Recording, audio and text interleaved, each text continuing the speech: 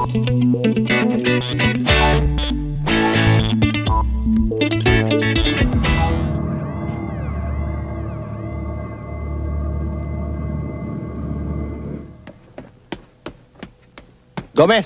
ilabas mo na yung NBI. Ayos na yung release paper niya sa baba. Baka magwala sa tiniente. Anong magagawa natin? Piyansado na yung tao. Sige na. Bahala ka.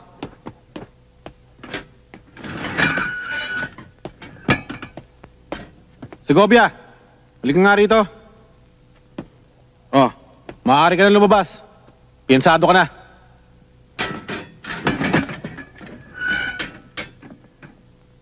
Perez, eto na yung release paper ni Segovia. Sige, Pards. Okay. Headquarters po. Sandali lang pare ah.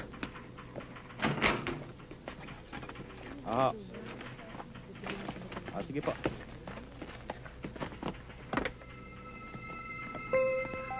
Rodel, anak. Si Atty. Ledesma tumawag sa akin. Kaya sinama ko na si Tona. Ano ba talaga nangyari, anak? Inay, naniniwala ba kayo magagawa ko yun? Hindi ko na kailangan sagutin ang tanong mo. Hindi ako maniniwala kahit na ano pang gawin nilang pagbibintang sa'yo. Tama na ho, Inay. Nakakaraos din ako.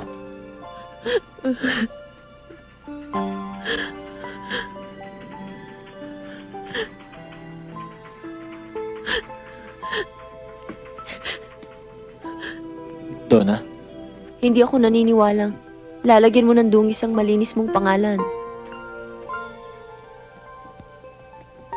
Rodel, ang inaalala ko lang, paano mo ito may paliliwanag sa departamento mo?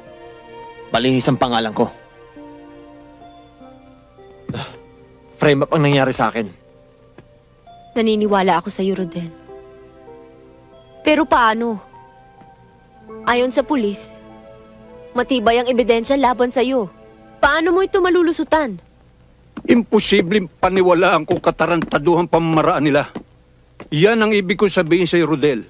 Bago mo palang binabalak na pasukin ng madawag na gubat, sinakmal ka na, ganyan ka bangin sa mga hype na yan. Sir, kahit na makamandag pa ang mga pangil nila, handa ko pa rin isugal ang buhay ko. Nasa likod mo ko. Diyan sa nangyari sa'yo, ako mismo mag-iimbestiga sa mga pulis na humuli sa'yo. Hindi magiging sagabal yung mga maiitim ang buto na nagtatago sa likod ng uniforme. Sila din ay dapat na managot. Sa totoo lang, kahit naitaas pa ako ng rango ni Hepe, kung maiwalay rin lang ako sa'yo, sir, hindi ako papayag. Masyado ka naman sip-sip kay Tiniente. Baka naman pag pinatawag ka ni Hepe, pati bayag mo yung manginig sa takot. Hoy, Fernandez, kahit nagtsupain pa ako rito ni Hepe, hindi niya ako makukuha. Loyalista yata ako ni Tiniente. Tama na yung asaran nyo. Tama ka na. Mamaya ay mag